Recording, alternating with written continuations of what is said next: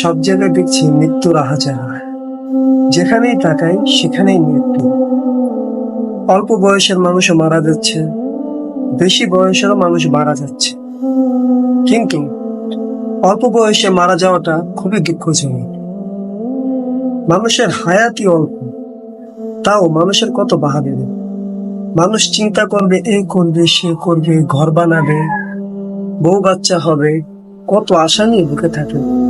তবুও একটা জিনিস তার পিছু ছাড়ে না, সেটা হলো মৃত্যু।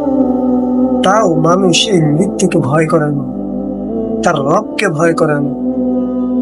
তুমি যতই মৃত্যু থেকে পলায়ন করো না কেন, মৃত্যু তোমার থেকে কখনো পলায়ন করবে না। এই মৃত্যু তোমাকে একদিন এসে ধরা দিবেই, তোমাকে পাকড়াও করবে। তুমি জাহান্নাম থেকে বাঁচতে পারবে, কিন্তু মৃত্যু থেকে বাঁচতে পারবে না। কখনই মৃত্যু থেকে তুমি বাঁচতে পারবে না, কিন্তু জাহান্নাম থেকে তুমি বাঁচতে পারবে। কিন্তু তার জন্য তুমি চেষ্টা করছো না, মৃত্যু থেকে বাঁচার জন্য চেষ্টা করছো, যা অসম্ভব, কখনই হবে না।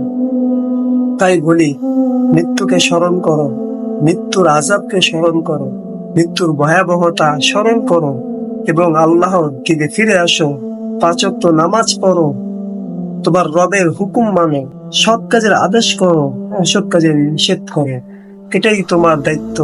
দায়িত্ব থেকে পিছপা হও না। যদি পিছপা হও, মনে রাখবে তোমার জন্য কবরে সেই জ্বলন্ত আযাব অপেক্ষা করছে।